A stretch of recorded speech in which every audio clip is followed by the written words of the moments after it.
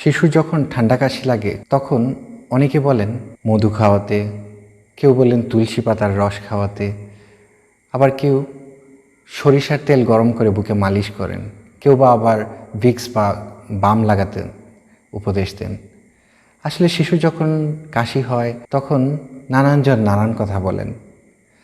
আসলে কোনটা করা উচিত কোনটা করা উচিত না এ বিষয় নিয়ে অনেক সংশয় আছে।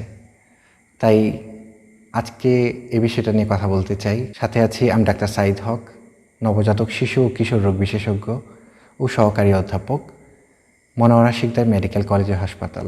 শিশুদের যখন কাশি হয় সাথে আসলে আমাদের প্রথমে ইভালুয়েট করা উচিত আসলে কেন তার কাশিটা হচ্ছে। প্রথমত যে কারণ সেটা হচ্ছে সাধারণ নর্মাল ফ্লু, ইনফ্লুয়েঞ্জা দিয়ে হতে পারে। সেক্ষেত্রে তার সাথে সর্দি কিংবা অল্প জ্বর এই সমস্যাগুলো থাকতে পারে। কিন্তু যদি দেখা যাচ্ছে তার সর্দি কাশির সাথে অনেক বেশি জ্বর, শরীর কাঁপুনি দিয়ে জ্বর আসছে, সে যখন নিঃশ্বাস নিতে তার শ্বাসকষ্ট হচ্ছে, তার শ্বাসের গতিটা অনেক বেশি, কিংবা সে যে নিঃশ্বাস নিচ্ছে তার বুকের খাঁচা দেবে যাচ্ছে, কিংবা শরীর নীল হয়ে যাচ্ছে, তার নখ জিহ্বা নীল হয়ে যাচ্ছে, সেটা কিন্তু অনেক বেশি শ্বাসকষ্টের আলামত।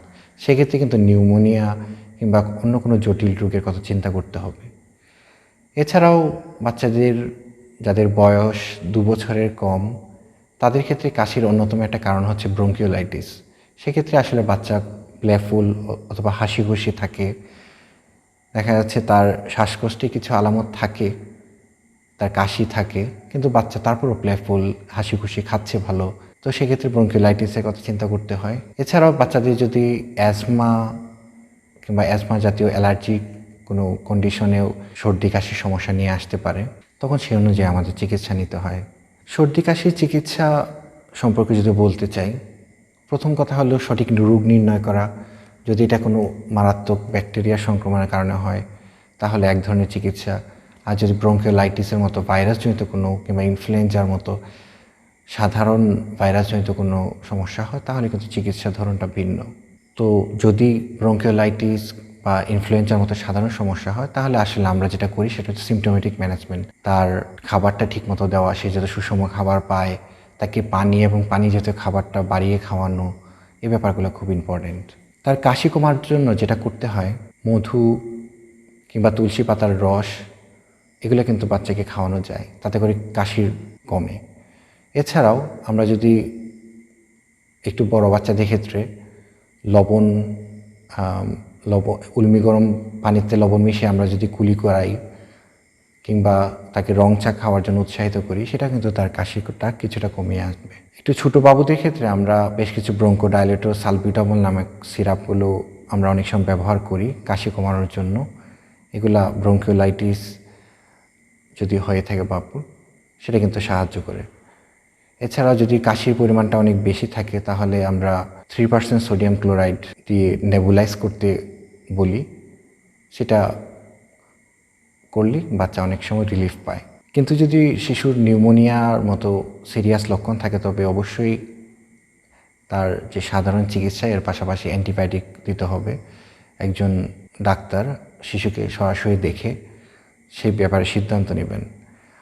আর যে কোনো সর্দি কাশি যেটা একটু সিরিয়াস লেভেলে যাচ্ছে, তার শ্বাসকষ্টের আলামত আসছে, অবশ্যই আমাদের পরীক্ষা করে নিশ্চিত হওয়া উচিত।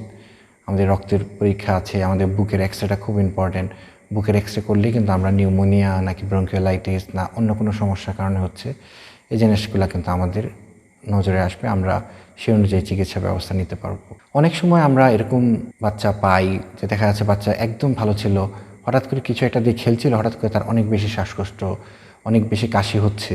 তো দেখা যাচ্ছে অনেক সময় বাচ্চা যেটা করেও কোনো ছোটো জিনিস নিয়ে যদি সে খেলতে থাকে, ভুলক্রমে ওই যে জিনিসটা সে যখন গিলে ফেলে, তখন যদি কোনো কারণে সেটা আমাদের শ্বাসনালীতে গিয়ে আটকে যায় তাহলে কিন্তু এই ফরেন বডি ইনফেকশনের জন্য কিন্তু বাচ্চার প্রচণ্ড পরিমাণে কাশি হয়, শ্বাসকষ্ট হয়, সেটা কিন্তু খুবই ইমার্জেন্সি একটি কন্ডিশন। তখন বাচ্চাকে খুব আর্জেন্টলি হাসপাতালে নিয়ে আসা উচিত এবং ব্রঙ্কোস্কোপির মাধ্যমে তার ফরেন বডিটা বের করে আনার চেষ্টা করতে হবে। এছাড়া যদি কোনো বাচ্চার অ্যালার্জি অথবা অ্যাজমা জাতীয় সমস্যা থাকে তাহলে তার ক্ষেত্রে ডাক্তারের দেখানোর নিয়ম অনুযায়ী চিকিৎসা সেবা চালিয়ে নিতে হবে। একটা ইনফরমেশন আমি এখানে দিতে চাই যে বড়দের কাশি হলেই আমরা যেসব সিরাপগুলা ফার্মেসি থেকে কিনে দিয়ে দিচ্ছি বাচ্চাদের ক্ষেত্রে কিন্তু এই সিরাপগুলা দেওয়াটা ঠিক হবে না। বেশিরভাগ উন্নত দেশগুলাই কিন্তু এই সিরাপগুলো বাচ্চাদের জন্য রেস্ট্রিক্টেড করে রেখেছে। আসলে বাচ্চাদের ক্ষেত্রে কিন্তু বড়দের যে কাশির সিরাপ এগুলা দিলে খুব বেশি কাজে আসে না এবং না দেওয়াটাই আসলে উত্তম। তার চেয়ে আমরা হোম রেমেডিস যেগুলোর কথা বললাম, আদা দিয়ে চা বানিয়ে খাওয়ানো কিংবা মধু কিংবা তুলসী পাতার রস এসব দিতে পারেন। কিন্তু অনেকে যেটা বলেন যে ভিক্স লাগানো বা বাম লাগানো কিংবা সরিষা তেলকে গরম করে বুকে মালিশ করে দাও, এসবের আসলে কোনো বিজ্ঞানসম্মত কোনো উপকারিতা নেই। আমার মনে হয় যে এই ব্যাপারগুলো আসলে পরিহার করা উচিত। আর যেসব বাচ্চাদের দীর্ঘমেয়াদী সর্দি কাশির সমস্যা হচ্ছে তাদের ক্ষেত্রে পরিষ্কার থাকাটা, তাদের পরিবেশটা পরিষ্কার থাকা, তারা যখন বাইরে যাচ্ছে নিয়মিত মাস্ক পরা এবং কোনো কারণে যাতে তাদের নাক দিয়ে ধুলাবালি কিংবা কোনো পশু পাখির পশম ময়লা এগুলো যেন না ঢুকতে পারে, কারণ এগুলো ঢুকলে তাদের নাকে সেন্সিটিভিটি হবে, এগুলোর জন্য তাদের কাশির উদ্রেক হবে।